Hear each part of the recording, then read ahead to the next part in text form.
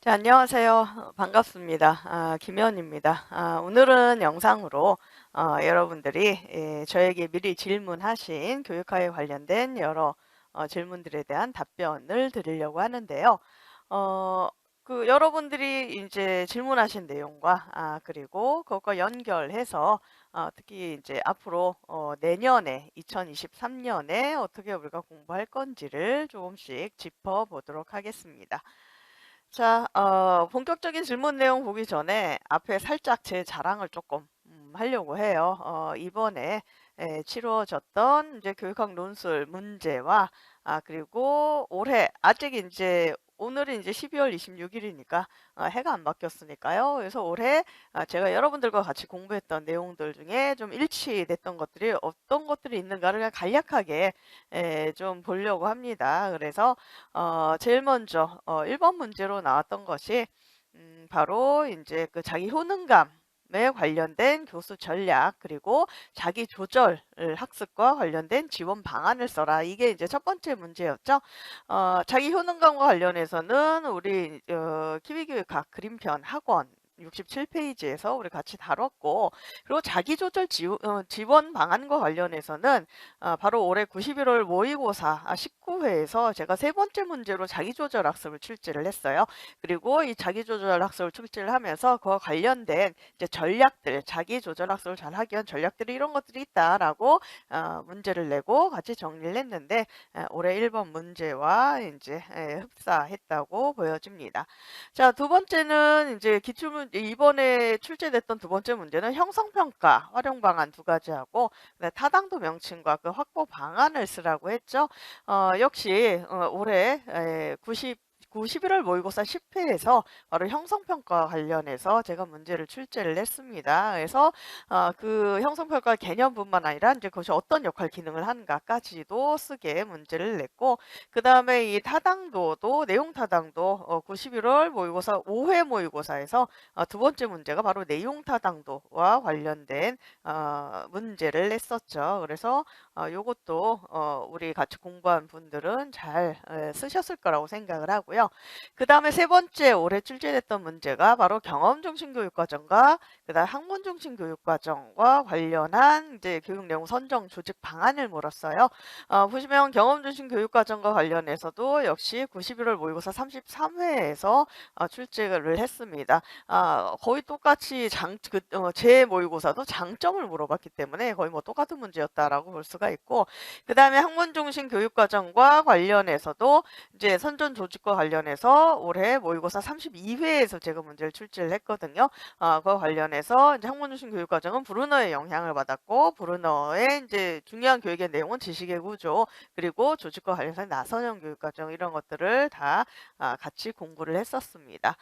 그리고 마지막 올해 문제가 바로 관료제, 특히 규칙과 규정이 학교 조직에 미치는 순기능과 역기능을 쓰라고 했었죠.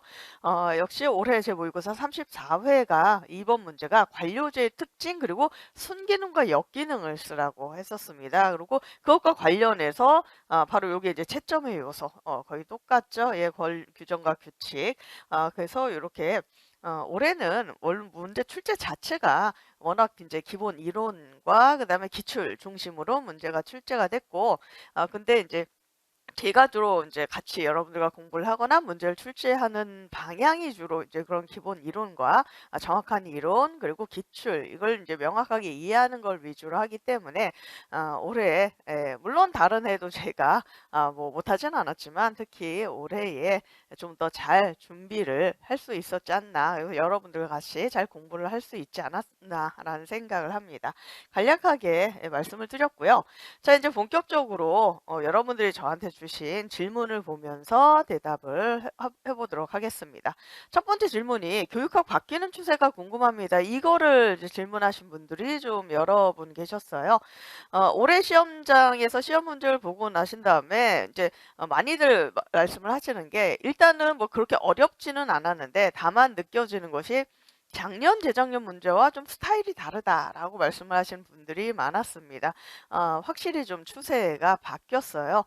제 개인적으로는 올해의 문제 출제 스타일은 약 3년 전의 스타일로 회귀를 했다라고 이제 저는 그렇게 보는데, 즉 그 과거에 3년 전에 스타일이 바로 요 지금 올해 문제와 비슷했어요. 그러니까 교육학에 관련된 기본적인 내용을 정확하게 알고 있는가, 그리고 그걸 정확하게 답으로 쓸 수 있는가를 많이 물어봤다면, 최근 2-3 년간의 교육학 논술 트렌드는 좀 정확한 교육학적인 이론을 물어보기보다는 좀 상황을 주고, "이런 상황에서 만약에 당신이 교사라면 어떻게 하시겠습니까? 이와 관련된 방안을 좀 만들어 보세요." 이런 식으로 좀 문제가 출제가 됐어요. 그러다 보니 최근 2-3 년 의 문제는 딱히 교육학적 지식이 정확하지 않아도 좀 어느 정도의 상상력과 그다음에 어느 정도의 문장력이 있으신 분들이라면 좀 그 상황에 맞게 이렇게 소위 썰을 푼다라고 얘기를 하죠. 그런 식으로 답을 썼어도 많이 인정을 받았고, 그러다 보니까 최근 2-3 년간 이제 학생들이 교육학 공부하면서 어떤 얘기를 했냐면 공부 그렇게 많이 열심히 안 해도 그냥 그날 시험장 가서 그날의 문제 보고 어떤 상황으로 문제가 출제된지를 보고 거기에 맞춰서 좀 잘 그럴듯하게 말을 만들어내면 점수가 웬만큼 나오더라. 뭐 그렇게까지 열심히 공부할 필요 없다라고 이제 그런 식으로 많이 이야기를 했었죠. 그런데 올해 시험 문제는 다시 이제 3년 전처럼 이론을 묻는 쪽으로 좀 회귀가 됐습니다. 그래서 다행히 3년 전과 비교해 보면 그래도 좀 덜 어려운 걸 물었어요. 오히려 3년 전에 그 이전의 교육학 논술 문제는 올해 물은 것보다는 훨씬 더 좀 어려운 것들을 물어봤었습니다. 그에 비해서는 올해 물어본 내용 자체는 그닥 어려운 건 물어보진 않았어요. 다만 최근 2-3 년간 좀 문제 출제 방향이 그렇게 좀 상황에 맞춰서 말을 만들어내는 방식으로 문제가 출제되다 보니 최근 2-3 년간 우리 수험생들은 교육학 내용을 좀 정확하게 꼼꼼히 이론적인 것들을 쫙 이렇게 탄탄하게 잡는 이런 공부를 좀 소홀히 했었죠. 그러다 보니까 막상 올해의 시험 문제가 그렇게 어렵게 나오지 않았음에도 불구하고, 그래서 읽어보면 다 들어본 거고 낯선 건 없는데, 그럼에도 불구하고 막상 답을 쓰려니까 정확한 그 순기능이 뭐였더라? 아까 규칙과 규정으로 생각을 해 보면 이거 관료제에서 내가 보긴 봤는데 근데 순기능, 역기능도 있었던 것까지는 기억이 나는데 정확하게 규칙과 규정의 순기능이 뭐였지? 역기능이 뭐였지? 여기까지는 이제 기억이 나지 않는 거죠. 그래서 저는 이제 이렇게 올해 바뀐 추세로 봤을 때는 우리가 교육학적인 이론, 지식 이런 것들을 좀 더 탄탄하게 정확하게 만드는 작업이 이제 필요하지 않을까. 앞으로 이제 여러분들 공부를 하실 때 이렇게 생각을 하고요. 그렇다고 해서 뭔가 상황에 맞춰서 이제 응용적인, 자기가 응용을 해서 이렇게 답을 쓰는 이런 부분도 그러면은 이제 '안 해도 되느냐?' 하면 그건 아니라고 생각을 해요. 왜냐하면 이 우리 교육학 논술의 출제 방향이라는 게 언제 어떻게 바뀔지 모릅니다. 이게 하기가 힘들기 때문에 올해 이렇게 이론을 많이 강조하는 게 나왔다고 해서 그러면 인제는 그렇게 뭔가 상황에 맞춰서 글 쓰는 건 이제 안 해도 돼. 그냥 이론만 드립다 외우면서 파야지.'라고 생각하시면 그것도 약간 위험할 수 있어요. 그래서 그런 응용에 관련된 부분도 좀 여러분들이 염두에 두시되, 하지만 요렇게 그동안 제 경험에 의하면 한번 이렇게 추세가 바뀌면 한 2-3년 정도는 그 추세를 좀 유지를 하더라고요. 그래서 암기나 이런 것들을 과거보단 좀 더 비중을 두면서도 응용이나 이런 부분은 그래도 조금씩 여러분들이 체크를 하실 필요가 있다라고 말씀을 드리고 싶습니다. 자, 이게 첫 번째 여러분들의 질문이었고요. 자, 그다음에 두 번째 질문을 봅시다. 두 번째 질문, "교육학을 1년 동안 효율적으로 공부할 수 있는 전략이 궁금합니다."라고 이렇게 하셨는데, 사실 효율적으로 공부하는 전략이라고 하는 게 상당히 무섭습니다. 저는 무섭다라는 얘기는 뭐냐면, 대부분 이제 수험생들 입장에서 "효율적으로 공부하고 싶어요."라는 건 사실 그 이면에 어떤 뜻이 숨어져 있냐면, 공부는 쪼끔 하고 싶고 점수를 많이 얻고 싶어요. 라는 게 사실은 그 밑에 제가 파악하기에는 거기에 깔려 있어요. 그리고 충분히 이해합니다. 저도 뭐 학생 때 생각을 해 보면 당연히 공부 쪼끔 하고 점수는 많이 얻고 싶죠. 그건 충분히 이해를 합니다. 그런데 제가 인제 여기서 여러분들과 같이 공부를 해 보니까 제가 이제 거의 이제 20 년이 이제 좀 넘게 여기서 여러분들과 같이 공부를 했는데 효율적으로 공부를 할 수는 있어요. 할 수는 있는데 효율적으로 공부를 했음에도 불구하고 플러스 점수까지 많이 얻으려면 엄청난 행운이 필요해요. 올해 내가 효율적으로 이렇게 뭔가 여기에서 그러니까 되게 일반적으로 얘기하는 효율적으로 공부하는 것이라는 게 좀 나올 만한 것들을 이렇게 뽑아서 고것만 간추려 가지고 인제 고걸 중심으로 시험장 가겠다. 그래서 내가 할 수 있는 범위 안에서 인제 얼마나 노력을 좀 적게 들이고 그다음 결과를 얻을 것인가 이런 것들을 생각을 하시는데 그렇게 공부를 해서 그렇게 공부를 효율적으로 했는데도 불구하고 그 해에 점수가 엄청 잘 나왔다. 그거는 그 해 본인이 운이 굉장히 좋아야 합니다. 뭔가 그 조상님의 은덕을 쌓고 그다음에 부모님이 뭐 열심히 뭐 교회건 절이건 막 이렇게 신에게 열심히 인제 기원을 하고 또 본인도 전생에 뭔가 나라를 구했다든가 난 기억은 안 나지만 뭐 이런 식으로 뭔가 공덕이 굉장히 많아서 올해 대운이 들어오면 그러면 효율적으로 공부했음에도 불구하고 막상 시험장 가 보니까 '내가 공부한 데서만 나왔네.' 그러면서 대박이 터지는. 자 그런데 이런 경우는 확률적으로 극히 드물고요. 제가 그동안 관찰을 해 보면 효율적으로 공부를 하면 즉 공부를 좀 덜 하면 그냥 그만큼 점수가 나오게 돼 있습니다. 어 내가 정말 고득점을 하고 싶다, 합격을 하고 싶다고 한다면 효율적으로 공부를 하는 것보다는 뭐 '충분히 공부를 해야겠다.'라고 여러분들 생각을 하시고 전략을 짜시는 게 사실은 그게 가장 중요합니다. 물론 상황에 따라 어쩔 수 없이 효율성을 따져야 되는 분들도 계세요. 그러니까 예를 들어서 이렇게 1 월부터 차근차근 공부하신 분들이 아니라 뭐 어쩌다 보니까 임용을 할 생각이 전혀 없었는데 뭔가 계기가 돼서 갑자기 여름이나 가을에 '아 나 임용을 해야겠어.'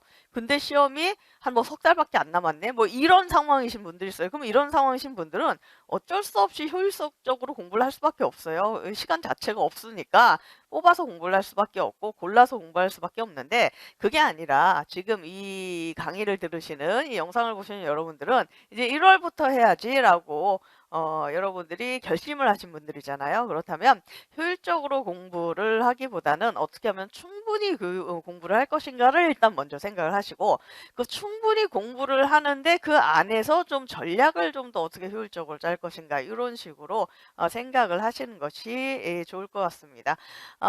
그와 관련해서 제가 하나의 효율적 전략이라고 말씀드릴 수 있는 건 뭐냐면 교육학 공부는 매일매일 할 수 있도록 여러분들이 계획을 짜시기를 권장을 드립니다. 되게 교육학 공부할 때 어떻게 하시는 이렇게 계획을 세우시잖아요. 뭐 월 단위로 계획을 세우시는 분도 있고 주 단위로 이제 계획을 세우시는 분들이 있는데 되게 어떻게 특히 주 단위로 이렇게 봤을 때 이렇게 세우시는 분들이 많아요. 월화는 교육학 위주로 공부하고 수목금토는 뭐 전공 위주로 공부를 한다. 왜냐면 되게 노량진 시간표가 그렇게 짜여져 있잖아요. 월화에는 교육학 강의가 있고 수목금토에는 전공 강의가 있어요. 그러니까 월화에 기왕 교육학 강의 들었으니 그 김에 월화 교육학 공부하고 수목금토는 전공하고 이런 식으로 짜시는 경우가 있는데 이거 굉장히 위험합니다. 왜 위험하냐면 월화의 교육학을 아무리 공부를 열심히 했어도 수목금토의 전공만 하다 보면 수목금토 동안에 월화에 했던 교육학을 까먹어요. 반대도 마찬가지예요. 수목금토의 전공만 하다 보면 그리고 다시 월화의 교육학을 공부하면 또 그 전주에 수목금토의 전공을 공부했던 걸 또 월화 때 또 까먹는다는 거죠. 공부는 전공이건 교육학이건 매일매일 같이 해야 합니다. 그래서 하루에 월요일부터 토요일까지 교육학 전공을 매일매일 같이 해야 돼요. 다만 시간을 좀 효율적으로 나누시는 것이 중요하죠. 예를 들어서 아무래도 월화는 교육학 강의를 듣게 되니까 그러니까 월화에는 교육학을 강의를 듣고 그걸 좀 복습하고 하는 시간을 좀 더 많이 잡고 대신 전공을 공부하는 시간을 약간 적게 잡는다든가. 그러니까 월화는 교육학과 전공 전공의 공부하는 시간을 나눌 때 뭐 한 8대2 정도로 한다면 나머지 수목금토는 교육학과 전공을 공부하는 시간의 비중을 거꾸로 2대8 뭐 이런 식으로 한다든가 해 가지고 매일매일의 시간이 항상 똑같을 필요는 없어요. 하지만 중요한 건 뭐냐면은 매일매일 교육학과 전공을 같이 보는 게 중요하다. 중간에 뭐 하루 정도야 뭐 하루 괜찮겠지만 예를 들어서 뭐 이틀 이상 혹은 일주일 이상 어느 한 과목을 안 보는 그래서 공부를 못하게 되는 텀이 길어진다 하면 어떻게 되냐? 바로 그 노는 동안에 이전에 공부했던 걸 다 까먹게 됩니다. 그래서 여러분들이 기왕 열심히 내가 공부한 거 이거 계속 시험 볼 때까지 끝까지 유지하면서 그러니까 잊어버리지 않는 게 가장 효율적인 거잖아요. 그거를 잊어버리지 않고 끝까지 내가 배운 것들을 쭉 유지하고 끌고 가고 싶다라고 한다면 교육학과 전공을 매일매일 할 수 있도록 계획을 짜시는 것. 그게 이제 가장 전략에 있어서 효율성을 높여주는 방법이라고 말씀드릴 수 있겠습니다. 자, 세 번째 질문 보도록 할까요? 1년간 교육학 공부 비중을 어떻게 해야 할까요? 라는 질문도 또 많이 해주셨는데, 이게 이제 개인에 따라 이제 좀 차이가 있긴 해요. 이제 막 시작하시는 초수분들도 계시고, 아니면은 이미 이제 재수 이상 뭐 N수 하시는 분들도 계시고, 또 여러분들의 상황도 다 다르죠. 지금 현역 그러니까 학교를 다니면서 임용 공부를 하시는 분들도 있고 아니면 정말 이제 재수해서 올인으로 이제 이 임용 공부하시는 분들도 있고 아니면 뭐 직장을 다니시면서 혹은 가정을 꾸리시면서 공부하시는 분들도 있어서 각자의 상황들이 다 다르기 때문에 일률적으로 말씀드리기가 힘듭니다. 하지만 그냥 일반적인 기준으로 말씀을 드리면 1년 동안 교육학 공부 비중은 결국 이제 전공과 대비해서 비중을 물어보시는 거잖아요. 어 1, 2, 3, 4월 달까지는 교육학과 전공을 5대5 비중으로 공부를 하시는 게 좋습니다. 거의 비슷한 비중으로 공부를 하시다가 그다음에 5, 6, 7, 8 그러니까 그 뒤에 5월부터 시작해서 하반기로 가면 갈수록 교육학 공부 비중을 줄이셔야 돼요. 그러니까 1, 2, 3, 4월 달까지는 교육학과 전공을 5대5로 공부를 했다면 5, 6월에는 교육학과 전공의 비중을 4대6 그리고 7, 8월에는 3대7 그러다가 90, 11월이 되면 2대8 우리 시험에서의 배점 기준과 똑같죠. 2대8 아니면 교육학에 내가 좀 자신 있다 하면 1대9까지도 좋습니다. 그러니까 즉 교육학은 상반기에 좀 많이 했다가 하반기로 가면 갈수록 비중을 줄이셔야 돼요. 이거는 그렇게 될 수밖에 없어요. 여러분들이 일부러 이렇게 계획을 안 세우셔도 어차피 그렇게 됩니다. 왜냐면 초수분들은 이제 뭐 재수 이상 분들은 이제 무슨 말인지 아실 테고 초수분들은 아직 경험이 없어서 모르실 텐데 이 임용 공부가요. 하반기로 가면 갈수록 여러분들의 전공에서 해야 될 게 막 쏟아집니다. 계속 막 점점점 양이 늘어나면서 할 게 너무너무 많아져요. 그러다 보니까 자연스럽게 어떻게 되냐면은 하반기로 가면 갈수록 전공 공부에 치여 가지고 교육학을 따로 공부할 시간을 빼기가 너무 힘들어져요. 그렇기 때문에 교육학은 가능하면 상반기 때 어느 정도는 좀 시간을 투자해서 잡아두시는 게 필요합니다. 그래야만 나중에 하반기 가서 전공 비중을 늘리고 교육학 비중을 좀 줄여도 이걸 이제 실력을 꾸준히 유지할 수가 있어요. 그런데 그렇지 않고 상반기에도 내가 교육학을 별로 그닥 투자를 안 했다. 상반기에도 좀 전공만 팠다. 아니, 나중에 교육학은 나중에 보지. 근데 결국 나중에 교육학 볼 시간이 안 나요. 아까도 말씀드렸지만 하반기 가면 갈수록 전공이 더 많이 쏟아지기 때문에 결국 나중에 봐야지라고 했던 걸 결국은 아무것도 못 보고 그냥 하반기가 지나가게 되는 경우가 태반이라는 거죠. 그래서 비중은 방금 말씀드린 것처럼 1, 2, 3, 4월 달까지는 교육학 전공을 5대5로 그 뒤부터는 교육학 비중을 좀 더 줄이면서 전공 비중을 늘리는 이런 식으로 공부를 하시면 되겠습니다. 자, 네 번째 문제입니다. 초수인데 서브노트 만드는 게 좋을까요? 저 서브노트라고도 하시고 혹은 뭐 단권화라고도 하시고 이제 그러는데요. 서브노트 단권화 작업은 하시는 게 좋습니다. 즉 서브노트 단권화란 게 뭐냐? 즉 교육학 우리가 배우는 이론을 말 그대로 정리를 해서 요약 정리해서 이제 한 권 짜리 자료를 이제 만드는 건데요.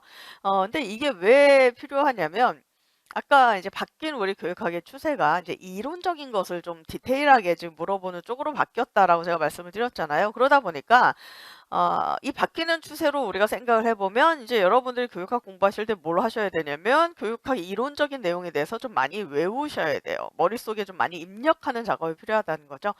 근데 이거를 입력하기 위해서 가장 좋은 방법은 뭐냐면 회독을 이렇게 높이는 거예요. 그러니까 여러 번 반복해서 읽고 보는 겁니다. 근데 그러기 때문에 원래 모든 공부는 회독을 많이 하면은, 그러니까 모든 시험은 회독을 많이 하면 그 시험을 통과할 수가 있어요. 여러분들이 학교에서 봤던 중간고사, 기말고사부터 시작을 해서 뭐 수능 아니면 이런 교육학론 다 마찬가지입니다. 여러분들의 그 교재를 갖고 계신 책이나 교재를 7번 이상만 회독을 하게 되면 웬만큼 자기가 원하는 목표치의 점수가 나오게 돼 있어요. 근데 문제는 뭐냐면 교육학 교재 자체가 굉장히 좀 두꺼워요. 양이 많아요. 그러니까 그거 자체를 읽으면서 회독을 7번 이상 한다? 그러면 시간이 너무 많이 걸립니다. 그렇기 때문에 그걸 좀 내가 회독을 높일 수 있도록 그걸 압축해낸 자료가 필요한데 그게 바로 서브노트라는 거죠.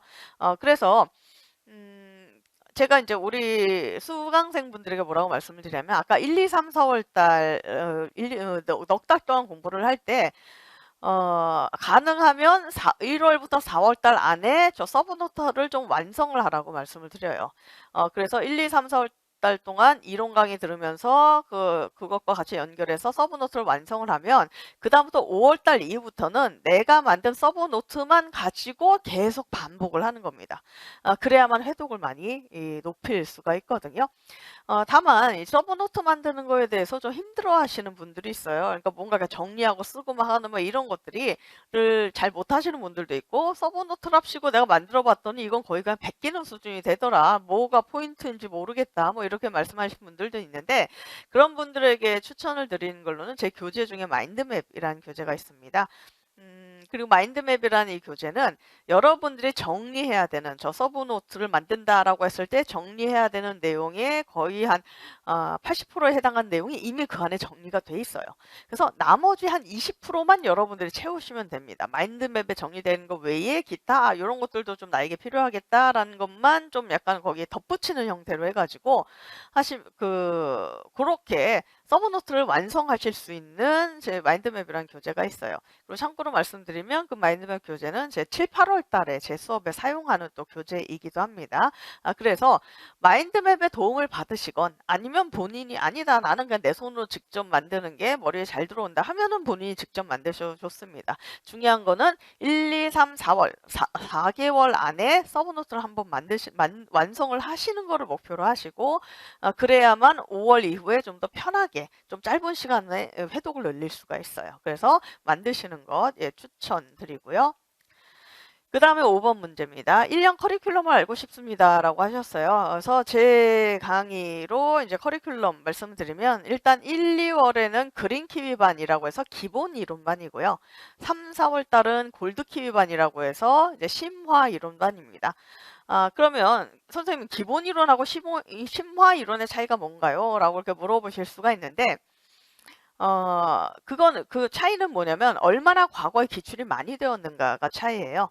즉 우리 교육학 논술에서 물어보는 문제는 주로 뭘 물어보냐면 과거에 이미 객관식 때 기출됐던 거 위주로 물어봅니다.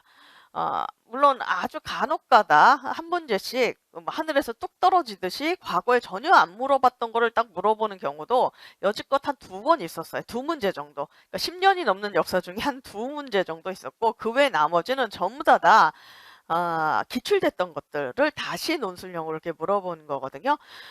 그러다 보니까 그리고 이제 주로 뭐니 물어보냐면 과거에 기출이 또 많이 됐던 것들이 있고 적게 됐던 것들이 있습니다. 근데 많이 됐던 것들 위주로 이제 주로 좀 많이 출제가 돼요. 그러니까 올해 아까 앞에서 잠깐 살펴봤던 올해 출제 문제도요. 아까 관료제 문제 같은 거 이런 것도 과거에 특히 뭐 순기능과 역기능 이것까지 아예 디테일하게 객관식으로 물어본 적이 한 서너 번 정도 있었고요. 그 다음에 또 뭐였습니까? 아까 학문 중심 교육 과정이나 뭐 경험 중심 교육 교육과정, 경험 주신 교육과정은 10번도 넘게 물어봤던 거고, 학문 주신 교육과정은 한 대여섯 번 정도 물어봤던 거고, 뭐 이런 식입니다. 그렇기 때문에 일단 여러분들이 알아두셔야 되는 건 뭐냐면, 과거에 출제됐던 교육학 이론 중에 기출이 많이 됐던 거를 일단 제일 먼저 알아두셔야 되는데, 그거를 정리해 놓은 게 바로 1, 2월 그린키 위반이에요. 그래서 1, 2월 그린키 위반에서는 과거에 기출이 5번 이상 됐던 것들 위주로 이제 내용이 구성이 되어 있고, 그다음에 3, 4월 골드키 위반 심화 이론반에서는 과거에 기출이 3번, 그러니까 3번이나 5번 미만으로 출제가 됐던 것들 위주로 주로 내용이 구성이 되어 있습니다. 그래서 제가 말하는 기본과 심화의 차이는 그 기출의 차이라는 거. 자, 그리고 5, 6월 달에는 뭐 하냐면 기출 분석반 이라고 해서 이 5, 6월 달에는 과거의 기출 문제를 분석합니다. 그 기출 문제는 과거 10년치의 논술 문제 전부 다 분석을 하고요. 그 다음에 객관식 문제도 이제 분석을 하는데, 기출 분석을 하는데, 객관식 문제를 다 할 수는 없어요. 그래서 마지막 객관식이 2012년이었거든요. 그 2012년 마지막 객관식을 기준으로 해서 역순으로 이제 그 과거로 거슬러 올라가서 5년치 정도의 객관식 기출을 분석을 합니다. 그래서 그런 기출 분석하는 것이 5, 6월 달이고요. 반이고요. 그 다음에 7, 8월에는 마인드맵 반이라고 해서 7, 8월 마인드맵 반에서는 그 1, 2, 3, 4월 달에 우리가 했던 이론들을 다시 한번 쫙 구조화시켜서 총정리하는 작업을 합니다. 그 다음에 9, 10, 11월에는 이제 모의고사 반이라고 해가지고 실제 이제 아침 오셔서 여러분들이 실제 시험과 유사한 환경을 만들어 놓고 1시간 동안 제가 이제 그 실제 시험 문제와 유사한 문제를 내고 여러분들이 풀어보시는 그런 모의고사 반을 운영을 하죠. 그러면 선생님, 그렇게 진짜 글 쓰는, 논술문 쓰는 거는 9월 돼서야 시작을 하나요? 라고 물어보실 수가 있는데, 그렇진 않습니다. 이 글을 쓰는 작업은 3월부터 시작을 합니다. 그 3월부터 제가 조금씩 문제를 이렇게 드려요. 그리고 3월부터 드리는 문제는 처음부터 대바람에 정말 실제 시험 문제처럼 이렇게 한 건 아니고요. 좀 간략하게, 간단하게 각 이제 영역별로 예를 들어서 뭐 교육사회학, 교육심리학 혹은 뭐 교사학습 각 영역별로 간단하게 한두 개 쓸 수 있는 것부터 시작을 해서 약간 이렇게 난이도 조정을 하거든요. 그래서 그런 난이도 조정을 해서 3, 4월 달에도 좀 여러분들 글쓰기 작업을 할 수 있도록 문제를 드리고, 5, 6월부터는 아예 아침에 와서 좀 글을 쓰는 시간이 있습니다. 그래서 실제로 저랑 같이 공부하시는 분들은 글을 이제 쓰기 시작하는 거는 3월 달부터 시작을 하신다라고 생각을 하시고, 근데 다만 저 커리큘럼 상으로 이제 완전히 논술 글 쓰는 걸로만 이제 되어 있는 거는 이제 90, 11월 모의고사 반이다라고 생각하시면 되겠어요. 이제 가장 많이 질문 주신 5가지 문항에 대해서 답변을 드렸습니다. 그리고 이거 외에도 또 다른 질문들이 있거든요. 그 다른 질문들은 나중에 2부에서 또 뵙도록 하겠습니다.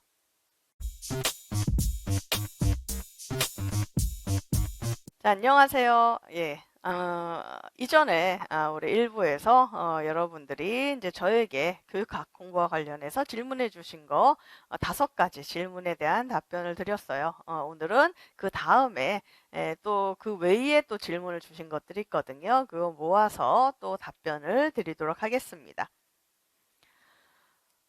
자, 첫 번째 질문입니다. 교육학 양이 너무 방대해서 공부하기가 어려워요. 라고 이렇게 어떻게 해야 될까요? 라고 이렇게 질문을 주셨는데, 일단 교육학 양이 방대하다는 거는 맞습니다. 너무 양이 많아가지고 굉장히 힘들어 하시죠. 그런데 이게 정말 끝까지, 그러니까 시험 보기 전까지 계속 이렇게 방대할 거냐 하면 그건 아니다. 라고 제가 말씀을 드리겠습니다.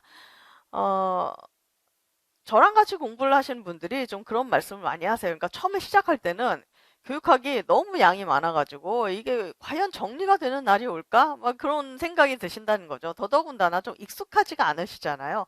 그러니까 전공은 뭐 죽이 되든 밥이 되건 내가 4년 동안 학교에서 꼭 내가 좋아했던 학문이니까 그 전공을 했겠고, 어쨌든 4년 내내 주워 들은 게 있기 때문에 낯설지가 않은데 교육학은 또 이렇게 낯선 영역이라는 거죠.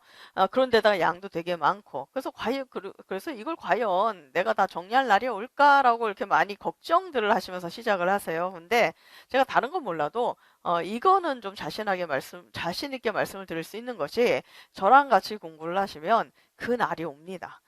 저게 정리가 되는 날이 와요. 저랑 같이 공부하신 분들이 많이 공통적으로 말씀하시는 내용이 뭐냐면 선생님 처음 공부할 때는 되게 양이 많게 느껴졌는데 이게 시간이 흐르면 흐를수록 그러니까 봄 지나고 여름 지나고 가을 되고 하면 할수록 교육학은 점점 정리가 된대요. 그러니까 끝이 보인다. 바운더리가 보인다는 거죠. 이 정도까지 하면은 그래도 웬만큼 내가 다 커버가 되겠구나. 그게 이제 보인다는 거죠. 그러면서 이게 정리가 되는 그런 게 오는데 반대로 전공은 반대 현상이 일어난다고 그러더라고요.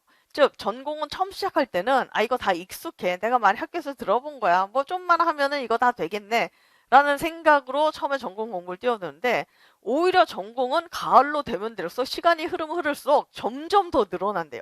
양이 많아진답니다. 그래서 해도 끝이 없어. 처음에는 하면 될 것 같았는데 하다 보니까 정말 끝이 없구나라고 되는 게 전공이고 반대로 교육학은 처음 시작할 때는 이거 끝이 없겠는데 하고 시작을 했는데 막상 해보니까 어느 정도의 바운더리와 끝이 보이더라 하는 게 교육학이라는 거죠. 그래서 물론 양이 전혀 적은 양은 아닙니다. 하지만 그렇다고 해서 이게 1년 안에 정리가 안 될 정도의 양이냐 하면 그렇진 않아요. 정리는 다 됩니다. 그리고 어느 정도 바운더리는 보여요. 근데 다만 그 방대한 양을 내가 명확하게 그 머릿속에 전부 다 입력을 하느냐 안 하느냐 요거는 이제 약간 사람마다 걸리는 시간이 차이가 나가지고 차이는 있을 수 있지만 결코 그 내용이나 양이나 이런 것들이 그렇게 내가 공부를 못할 정도 이건 전혀 아니라는 거죠. 특히나 저랑 공부를 같이 하시면은 저는 그 방대한 양을 계속 반복해서 똑같이 말씀을 해드리기 때문에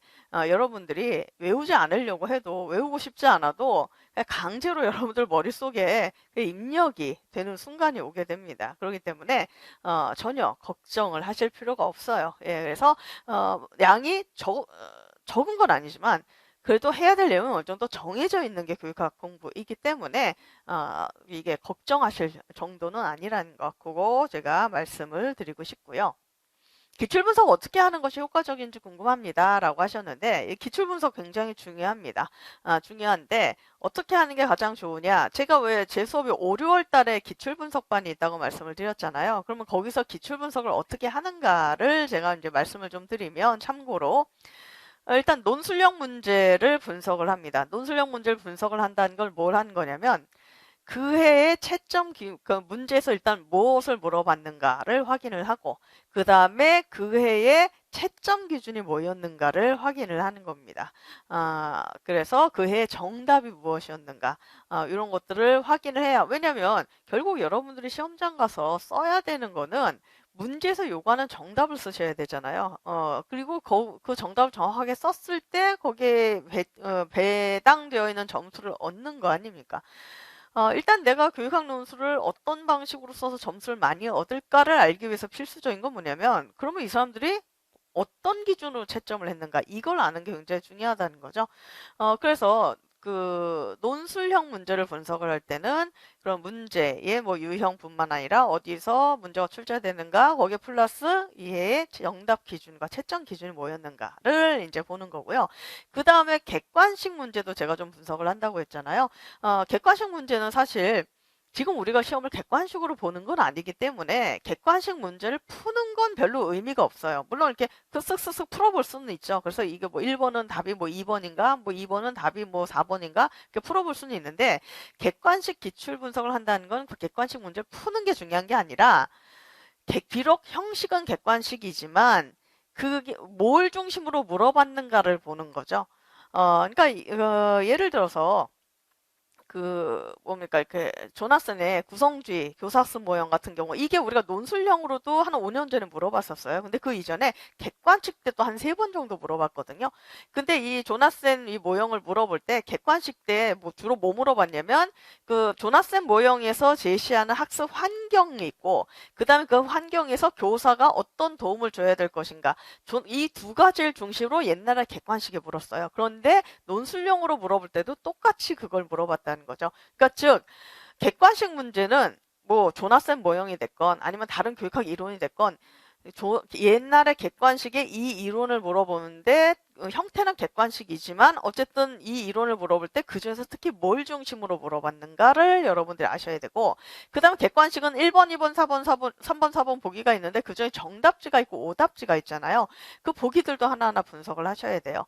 정답은 왜 이게 정답인지, 오답은 뭐가 틀렸기 때문에 이게 오답인 건지, 그리고 이 오답을 만약에 정답지로 바꾸려면 어느 부분이 바뀌어야 되는지, 이런 것들을 이제 하나하나 분석을 하는 거죠. 그게 바로 제가 기출 분석을 제가 이제 여러분들과 같이 공부를 할 때 기출 분석하는 게 바로 그런 식으로 하는 거고, 여러분들도 이제 하실 수 있으면은, 그러니까 기출 분석 만약에 본인이 혼자 하신다라고 한다면 좀 그런 방향으로 하시는 게 굉장히 도움이 될 겁니다. 세 번째 문제는, 질문은 교육학 어느 정도의 깊이로 공부해야 할까요? 라고 이렇게 물어보셨는데, 사실 교육학 어느 정도 깊이로 공부해야 되는가를 보여주는 게 저는 제 교재라고 생각을 해요. 그래서 여러분들이 깊이를 가늠할 수 없다면 그냥 이렇게 생각을 하시면 됩니다. 김현쌤 교재에 나오는 수준 정도만 알면 되겠구나. 이렇게 생각을 하시면 가장 이게 명확하지 않을까라는 생각을 해요. 왜냐면 사실 저게 어느 정도의 깊이냐라고 할 때 이걸 뭐 수치로 표현할 수 있는 게 아니지 않습니까? 뭔가 정확하게 말로 표현하기가 힘들어요. 개인적으로 어쨌건 제가 이 교육학과 관련해서는 여러분들보다는 그래도 제가 조금 더 전문가라고 할 수가 있지 않겠습니까? 그러다 보니까 저는 교육학 뭐 옛날 객관식 문제건 아니면 논술형 문제건 교육학 문제를 보면 어느 정도의 감이 와요. 여기서 말하는 그 어느 정도의 감이라는 건 뭐냐면, 이 사람들이 이 정도 수준까지 답을 쓰길 원하는구나. 이 정도까지의 답을 하니까 그럼 한 이 정도 공부하면 되겠네라는 감이 옵니다. 저는 반대로 다른 전공 문제는 전혀 감을 못 잡죠. 저에게 예를 들어서 물리 문제를 줘보세요. 혹은 뭐 예를 들어서 수학 문제를 줘보세요. 저는요, 이게 문제를 봐도 쉬운지 어려운지도 몰라요. 그리고 이게 뭘 물어본지도 잘 모르겠고, 이게 어렵게 물어보는 거지 쉽게 물어보는 건지는 몰라요. 왜냐면 물리학이나 수학은 제 전공이 아니기 때문에, 아는 게 없기 때문에. 그런데 교육학은 감이 온다는 거죠. 근데 문제는 이걸 여러분들에게 제가 뭐 말로 설명하기가 좀 그렇지 않습니까? 수치로 표현하기도 힘들고, 그래서 만든 게 제 교재라는 거죠. 내가 생각할 때는 이 정도까지 알면 학생들이 그래도 임용에서 나오는 교육학 문제를 다룰 수 있을 거야 라고 해서 제가 그 정도의 깊이로 뽑아서 만든 게 제 교재입니다. 그래서 어느 정도의 깊이로 공부해야 될지 감이 안 오시면 그냥 선생님이 만드신 교재에 있는 내용 정도만 알고 가야겠다. 그 정도면 충분하구나 라고 생각을 하시면 됩니다. 네 번째 질문은요. 교육학에서 중요한 개념을 추리는 방법을 알고 싶어요 라고 이렇게 하셨는데, 아까 요거는 앞에 제가 말씀드린 내용과 약간 이제 일맥상통한 부분이 있어요. 아까 제가 왜 기본 이론반, 심화 이론반 제 거 이야기하면서 기본 이론반은 5번 이상 출제된 거, 심화 이론은 5번 미만으로 출제된 거, 그 위주로 이렇게 내용이 구성이 되어 있다라고 말씀을 드렸는데, 특히 그 5번 이상으로 출제된 게 가장 중요한 개념이라고 여러분들이 생각을 하시면 되겠습니다. 매해년도마다 똑같진 않고요. 매해년도마다 조금씩 다르긴 한데, 그동안 우리가 교육학 논술 출제된 거 크게 한 4문제 정도 출제가 되잖아요. 물론 한 문제 안에서 또 뭐 한 2개 물어본 경우도 있고 하지만 크게 보면 4문제 정도 출제가 되잖아요. 근데 이게 매년 똑같진 않지만 대략적으로 좀 어떤 게 있냐면 2문제 정도는 주로 5번 이상 과거에 기출됐던 거 위주로 좀 출제를 합니다. 한 문제 정도가 과거에 한 서너 번 정도 기출됐던 거 물어보고, 그 다음에 한 문제 정도가 과거에 이제 3번 미만으로 한두 번 물어봤거나 아니면 아주 가끔가다 아예 한 번도 안 물어봤던 거를 물어보는 경우가 있다는 거죠. 그러니까 대략 좀 전반적으로 요 정도의 어떤 범위 내에서 문제를 출제를 해요. 그럼 당연히 여러분들 제일 먼저 알아야 되는 게 뭐냐? 5번 이상 출제된 거를 일단 제일 먼저 알아야 되고. 그래서 이게 어느 정도 정리가 되고 이 개념이 완성이 되면 그 다음에는 서너 번 정도 출제된 것들을 정리를 하고 완성을 하셔야 되고, 그것까지 정리가 되면 그 다음에 한두 번 기출된 거를 보셔야 된다는 거죠. 그러다 보니까 중요한 개념을 추리는 방법은 뭐냐면 이게 얼마나 기출됐는가를 아는 것이 중요하고, 그리고 참고로 말씀드리면 제 교재는 그 기출된 게 다 표시가 돼 있어요. 그러니까 아까 그 조나슨의 구성주의 교사수 모형 하면은 하고 제목 옆에 가로하고 몇 년도에 어디서 어떻게 기출됐다라는 게 다 표시가 돼 있습니다. 그래서 그리고 그 교재 맨 앞에도 흐름도라고 그래서 전체적 목차와 함께 또 언제 이게 어디서 출제가 됐고 이런 것들 다 표시가 돼 있어요. 그래서 한눈에 어느 영역에 어떤 이론이 되게 기출이 많이 됐구나 이런 것들 다 알 수가 있거든요. 그거 보시면 이제 중요한 개념을 추리실 수가 있을 겁니다. 자, 5번째 문제입니다. 문제는다. 5번째 질문입니다. 아직 임용 보려면 2년 남았습니다. 미리 공부하고 싶은데 뭐부터 해야 할까요? 예, 이런 질문 주신 분들도 꽤 있으시더라고요. 그래서 당장 다음 시험은 안 보고 그 다음 해에 이제 시험을 볼 건데 미리 공부를 하고 싶다. 뭘 해야 될까? 그러면 다른 분들에 비해서는 이제 한 1년 정도 시간이 더 있으신 거잖아요. 지금부터 막 논술 글쓰기를 할까요? 뭐 이렇게 하시는 분들이 있는데 그거는 별로 그닥 유효하지 않아요. 사실 모든 시험 다 마찬가지고 이 교육학 논술도 마찬가지인데 이게 어쨌든 논술형이니까 이렇게 글로 써야 되잖아요. 글쓰기는 시험 보는 그 해에 하시는 게 가장 좋습니다. 왜냐면 여러분들은 시험을 보는 한 2년 뒤나 그 해에는 또 이제 출제 경향이나 이런 것들이 어떻게 바뀔지 모르기 때문에 그때 출제 경향에 맞춰서 바짝 글 쓰는 훈련을 하시는 게 가장 효과적이에요. 미리 지금부터 쓴다고 해서 특별히 더 나아지거나 뭐 더 그런 거는 없습니다. 그렇기 때문에 그런 모의고사반이라든가 글 쓰는 뭐 이런 것들은 이제 내가 시험 보는 그 해에 집중적으로 하시면 되고, 그게 아니라 이제 올해 1년 정도 여유가 있다 하면 이때 뭘 하시는 게 좋으냐면은 이론을 정리하시는 게 가장 좋아요. 그러니까 시험의 출제 경향은 바뀌어도 결국 교육학이라는 학문에서 물어보고자 하는 중요한 개념은 이론은 바뀌는 게 아니거든요. 그렇기 때문에 제 강의로 아까 설명을 드리면 1, 2, 3, 4월 달에 하는 그 기본 이론, 심화 이론 이렇게 합쳐서 하는 이론만에 해당하는 거, 예, 그거를 이제 이 1년 동안 좀 잡고 이렇게 시간을 천천히 잡으시고 꼼꼼하게 보시는 거 1년 동안은. 그러고 난 다음에 그 다음 해 내가 시험을 보는 해가 되면 그때 이제 기출 분석을 하고 이제 그 기출 분석을 하고 그다음에 모의고사 하는 걸로 이제 그걸 좀 위주로 두 번째 해 하고 하시면, 그러면 훨씬 더 좀 탄탄하게 대비를 하실 수 있을 것 같아요. 사실 기본 이론을 어느 정도 탄탄하게 만들어 놓는 게 이게 시간이 가장 많이 걸립니다. 요 작업이, 그러니까 이제 올해 시험 봐야지 하는 분들은 이거를 넉 달 안에 기본 이론을 다 어느 정도 탄탄하게 만들려 놓으려니까 좀 힘들고 벅찬 거고, 근데 이걸 내가 1년 먼저 할 수 있다 그러면 남들은 넉 달 하는 작업을 나는 한 1년 정도 잡고 그 다음에 그 기본 이론과 심화 이론을 쫙 정리를 하는 거기 때문에 훨씬 더 많이 반복할 수 있고 그 다음 훨씬 더 탄탄하게 꼼꼼하게 볼 수가 있죠. 그래서 시험 보기 이전에는 이론 중심으로 공부를 하시고 시험 보는 그 해에 이제 기출 분석하고 글 쓰는 작업을 하시고 그런 식으로 계획을 세우시면 될 것 같습니다. 자, 그래서 여기까지가 여러분들이 또 저에게 주신 질문이고 제가 대답을 해드렸습니다. 뭐 어느 정도 그래도 최대한 도움을 드리고자 제가 대답을 해드렸는데 뭐 얼마나 도움이 됐을지는 잘 모르겠습니다. 하지만 조금이나마 도움이 되셨다면 이제 전 상당히 기쁘겠고요.